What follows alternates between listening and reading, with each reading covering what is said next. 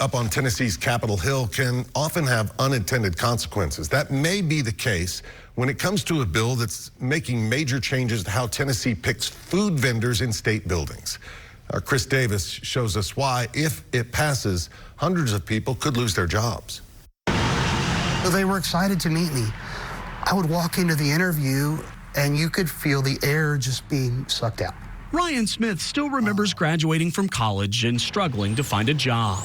Employers won't be able to use your blindness against you. Your blindness will not be a barrier to employment. That notion couldn't have been further from the truth. There we go. Thank you, Donna. But because of a state law called the Randolph-Shepard Act, Smith finally got his big break when he was awarded the contract to run a restaurant inside Metro's judicial complex. Under the law, applicants like Smith are given first priority. It's a 20. Because they are blind. Counting doesn't take eyes. It's just a matter of knowing where everything is in the register. Now he owns Titan Vending, which facilitates inmate commissaries at several local jails. The perk of this business, Smith can employ others in his same situation.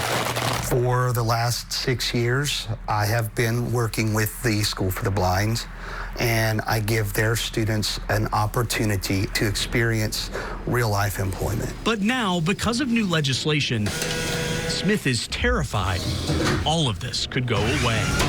It's a bill that started as an effort to get better food and snack options here at the Tennessee State Capitol. But critics say the way the bill is worded, it could put hundreds of people out of a job. This bill would increase more accountability measures to ensure better customer service. When the legislation was first introduced, it handled problematic food vendors at government buildings that weren't living up to their contracts. It also allowed other disability groups to also receive priority. Things changed pretty quickly. A last-minute amendment now says blind vendors and others with disabilities should not get first priority on these contracts if their bid can't compete with the rate and services other companies could offer. You would have big businesses coming in and taking over our contracts. Smith says 80 blind vendors, along with their 225 employees, could all lose their jobs. We can't compete with the bigger operations. It's like, you know, Main Street versus Walmart. Walmart's a bigger deal. They can operate on thinner margins. We're small businesses, we can't do that. Smith is at a loss for why lawmakers would want to do this and is terrified about going back to a day where he struggles to find a job. I want to remind them that the unemployment rate for blind people is between 70 and 80%. No one asks to be in this situation. It can happen to anyone. With photojournalist Nathan Sharkey, Chris Davis, News Channel 5.